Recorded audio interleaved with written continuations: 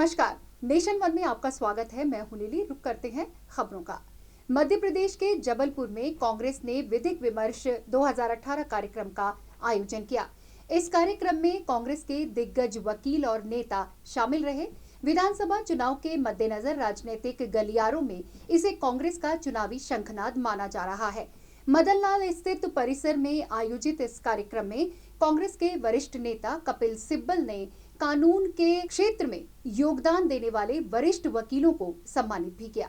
आपको बता दें कि इस कार्यक्रम को कांग्रेस की लीगल और आईटी सेल के चेयरमैन और राज्यसभा सांसद विवेक तन्खा के संयोजन में आयोजित किया गया। इस मौके पर संविधान के मुख पृष्ठ को डिजाइन करने वाले स्वर्गीय राम मनोहर सिन्हा के नाम का सम्मान लंदन से आए उनके बेटे अनुपम और बहू संगीता को दिया गया। कार्यक्रम में अपने संबोधन में राज्यसभा सांसद तन्खा ने कहा कि केंद्र सरकार और सत्ताधारी दल संविधान के मूल आधार को नष्ट करने का प्रयास कर रहे हैं। मीडिया को भी खौफ के साए में काम करना पड़ रहा है। जबलपुर से देवजीत देव की रिपोर्ट। उत्तराखंड के रुड़की आईआईटी में पिछले 12 दिनों से चल रहे धरने को हरिद्वार सांसद रमेश पोखरियाल निशंक ने समाप्त करा दिया। निशंक ने कहा कि बीजीओ के अधिकारियों से मिलकर जल्द ही मृतक आश्रितों की समस्याओं का समाधान कर दिया जाएगा। साथ ही उन्होंने कहा कि भारत सरकार से वो इस मामले में बातचीत करेंगे। आपको ये भी बता दें कि पिछले 12 दिनों से रुड़की आईआईटी में मृतक आश्रित अपनी नौकरी की मांग को लेकर धरने पर बैठे थे, लेकिन आईआईटी प्रबंधन ने उनकी एक नहीं सुनी। वहीं हरिद्वार सांसद ने आश्वासन के बाद मृतक आश्रितों का धरना समाप्त कराया। सर आए थे, उन्होंने हमें आश्वासन दिया है कि हम आपकी बीओजी में लेके जाएंगे और बीओजी में जो है उसको परमानेंट आपकी नौकरी करवाएंगे। तो हम इसी पर्पज से उठे हैं कि उन्होंने हमारा अनशन आज 12वें दिन समाप्त करवाया है कि हम आपकी नौकरी परमानेंट कराएंगे। ये 12वां दिन है। इस क्रमिक अनशन पे हम लोग बैठे थे 9 तारीख से। तो हमारी प्रशासन से बस यही मांग थी कि हमें नियमितीकरण कर दिया जाए हमारा। और हम लोग क्योंकि अपने माननीय सांसद महोदय निशंक जी का बहुत बहुत धन्यवाद करते हैं, जिन्होंने बिना बुलाए आज हमारे बीच में आके हम लोगों का पक्ष सुना और जाके प्रशासन से निदेशक साहब से बात की। और हम इस संदर्भ में अपने निदेशक साहब और माननीय निशंक साहब और हमारे विधायक साहब का भी बहुत बहुत धन्यवाद करते हैं। इनका कोई गया मृतक हुआ और फिर ये जो उनके स्थान पर नौकरी लगे, अब ये भी चौराहे पर खड़े हो जाएं, ये न्याय के विपरीत है। और इसलिए यदि पदों के सृजन की भी बात होगी तो डायरेक्टर साहब से बात हो गई है। डायरेक्टर भी बहुत पॉजिटिव है। उन्होंने कहा कि ये बात सही है, हम लोग एक बार पुनर्विचार करके और बीओजी की जल्दी से जल्दी हम मीटिंग बुला करके इस पर पुनर्विचार करेंगे। और ज़रूरत पड़ेगी तो भारत सरकार से अनुरोध करने की कि यदि पद नहीं हैं और उनके सृजन की बात होती है तो उस पर भी हम पदों का सृजन करेंगे, लेकिन इनके साथ न्याय करेंगे।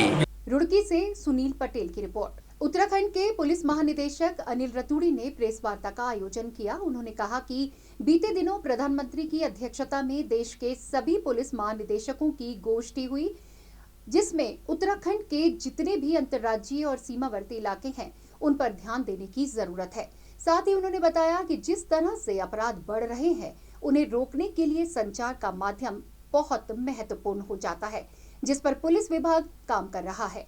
प्रधानमंत्री जी की अध्यक्षता में देश के सभी पुलिस महानिदेशकों की गोष्ठी होती है, उसमें ये निर्णय लिया गया था, ये देखते हुए कि जिस प्रकार से अब त्वरित जो संचार के माध्यम हैं और जो ग्लोबल एक तरीके से अपराध और अपराधियों का गठजोड़ होता जा रहा है, राज्यों में जो परंपरागत समन्वय है उससे और बेहतर समन्वय की आवश्यकता है, ताकि जो तेज़ी से संचार का प्रयोग अपराधी कर रहे हैं कम से कम उतना ही या उससे बेहतर जो पुलिस का समन्वय है अंतर्राज्यीय और ख़ास तौर से ऐसे राज्य जहां अंतर्राष्ट्रीय सीमाएं भी हैं, केंद्रीय बलों के साथ, केंद्रीय तंत्र के साथ उनका समन्वय बेहतर हो, उसके दृष्टिगत ये नॉर्दर्न रीजन के जो 8 राज्य हैं इनकी एक गोष्ठी की व्यवस्था बनाई गई है। देहरादून से अमित रतूड़ी की रिपोर्ट। और यहाँ पर वक्त एक छोटे से ब्रेक का, रुकेंगे यहाँ पर ब्रेक के लिए। खबरों का सिलसिला यूं ही जारी रहेगा। मध्य प्रदेश के नवनियुक्त भाजपा प्रदेश अध्यक्ष राकेश सिंह के जबलपुर प्रथम आगमन पर भारतीय जनता पार्टी जबलपुर शहर और ग्रामीण की तरफ से स्वागत वंदन, अभिनंदन एवं केंद्रीय नेतृत्व का साभार। हाँ, मैं मांगलिक हूँ और मैं 30 साल की होने जा रही थी। Then I found Mangliks.com, शादी योग्य मांगलिक लड़के लड़कियों की एक अकेली जेन्युइन वेबसाइट। इसमें है 1 लाख से ज्यादा मांगलिक प्रोफाइल्स और रजिस्टर करना फ्री और एकदम आसान। अब अपना मांगलिक लाइफ पार्टनर सर्च करें, मैच करें और Mangliks.com पर पाएं अपना मनपसंद जीवन साथी।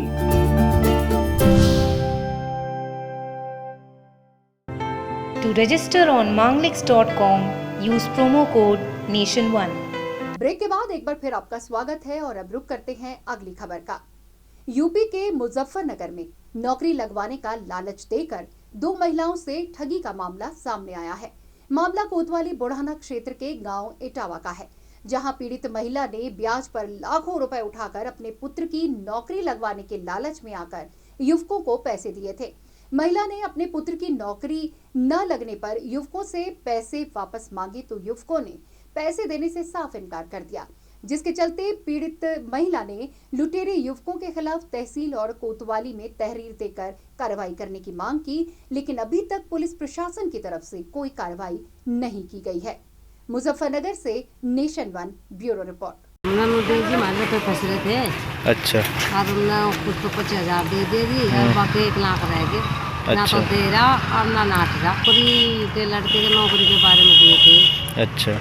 और उन्होंने कहा जब नौकरी ना लगी तो हम पैसे वापस कर देंगे। अच्छा। पुलिस वाले तो उन्होंने कहा अरे बस चले जाओ, कह लेगा पकड़ लेंगे। अरे पता नहीं कि पकड़े नहीं पकड़े, तो बात का पता नहीं। उधर प्रधानमंत्री द्वारा चलाई गई उज्ज्वला योजना के तहत पंजाब के मोगा जिला में 3000 घरों को गैस कनेक्शन दिए गए। इस मौके पर मुख्य रूप से फरीदकोट की सांसद बीबी परमजीत कौर गुलशन ने महिलाओं को फ्री गैस कनेक्शन दिए। वहीं केंद्र सरकार की ओर से आई RSG अंशुमन शर्मा ने उज्ज्वला योजना में शिरकत की। इस मौके पर उन्होंने बताया कि मोगा में 31 स्थानों पर गैस कनेक्शन दिए जा रहे हैं। वहीं महिलाओं ने गैस वितरण पर खुशी जताते हुए मोदी का धन्यवाद किया। स्कीम दिवस आज उज्ज्वला से सुना गया। आज ये भारत सरकार का एक अभियान चल रहा है, उसका नाम है ग्राम स्वराज अभियान, जिसके तहत कुल मिलाकर 7 स्कीमां ने, जिन्होंने उज्ज्वला स्कीम एक अलग है, सौभाग्य स्कीम है, उजाला स्कीम है, मिशन इंद्रधनुष है, जोड़ा कि सेहत बारे बच्चों की सेहत बारे प्रेगनेंट लेडीज़ बारे ध्यान रखने की गल की जाती है।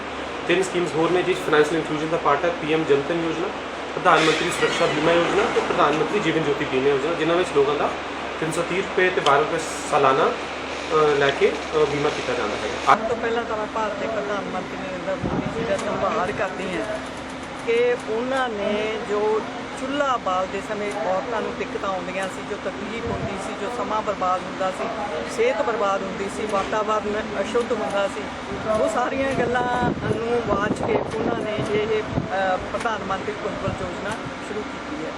सो सब तो पहला ये मई 2016 ਦੇ ਵਿੱਚ ਇਹ योजना शुरू की गई है। उदों ਇਹਦਾ ਜਿਹੜਾ टारगेट सी वो 3000 करोड़ सी, हुणे ਵਧਾ के 5000 करोड़ तो 8000 करोड़ तक ਜਿਹੜਾ ਲੈ गए है।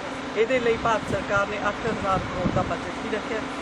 मोगा से तन्मय समानता की रिपोर्ट। यूपी के बुरहानपुर में 4 दुकानों में अचानक आग लग गई। आग इतनी भीषण थी कि दमकल विभाग की गाड़ी को आग बुझाने में करीब 2 घंटे का वक्त लग गया।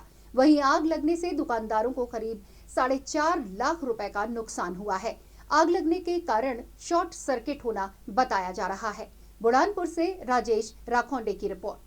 और बुलेटिन में इस वक्त के लिए मेरे साथ इतना ही। देश और दुनिया की तमाम बड़ी खबरों के लिए बने रहे नेशन1 के साथ। मुझे दें इजाजत। नमस्कार।